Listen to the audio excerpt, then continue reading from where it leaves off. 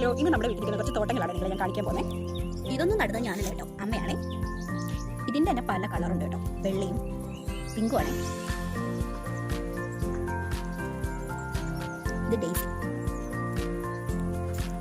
ഇതിന് മണ്ട കുടിച്ച് കുത്തിയത് പെട്ടെന്ന് പോകണ്ടാവും. ഇതിൻ്റെ പേരൊന്നും അറിയില്ല കേട്ടോ. ഇത് ഞാൻ മേടിച്ച വെച്ച റോസയാണേ.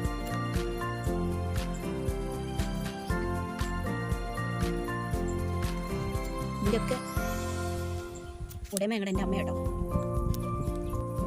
ഈ ചെടി പിന്നെ നമ്മൾ വീട് മേടിക്കുന്ന സമയം തൊട്ട് ഇവിടെ ഉള്ളതായിരുന്നു. ഡെയിലി പോകണ്ടാവും, നല്ല രസമാണ്. തെറ്റി ഇവിടെ ഉണ്ടായിരുന്നു കേട്ടോ, അത്യാവശ്യം വലിയൊരു തെറ്റി കേട്ടോ.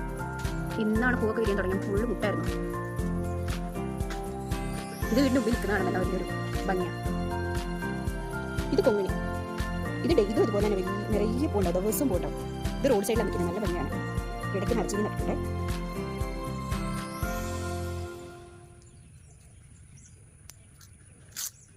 പിന്നുള്ളത് ഓമയാണ്. 2 ഓമയുണ്ട്. അതിൽ ഓരോ ഓമ മാത്രമേ കായ്ച്ചിട്ടുള്ളൂ. ഞങ്ങളുടെ ഓമയെന്നാണ് പറയുന്നത്. ഒന്നാണോ ഒന്ന് പെണ്ണോ എന്നാണ് പറയുന്നത് എല്ലാവരും. പിന്നുള്ളത് വാഴച്ചെടി. ഇതിൻ്റെ പേര് വാഴച്ചെടി എന്നാണ് പറയുന്നത് കേട്ടോ. ഇത് നല്ല രസം കൊണ്ട് നിൽക്കുന്നത്, നല്ല റെഡ് കളർ.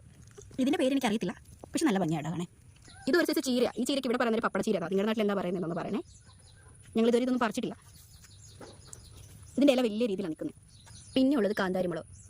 ഈ മുളക് ഞങ്ങളുടെ അച്ഛനാണ് കേട്ടോ കൂടുതൽ നടുന്നത്. അച്ഛൻ മുളകിൻ്റെ ആളാണ്. വെറൈറ്റി സൈസ് മുളകുകളിവിടെ നിൽപ്പുണ്ട്.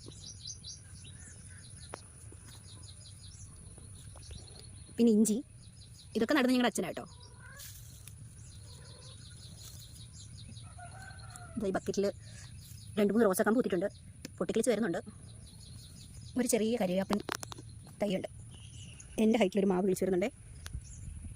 അപ്പോൾ ഇതൊക്കെയാണ് ഞങ്ങളുടെ വീട്ടിലുള്ള ഐറ്റംസ്. ഇത്രേ ഉള്ളൂ കേട്ടോ. ബൈ.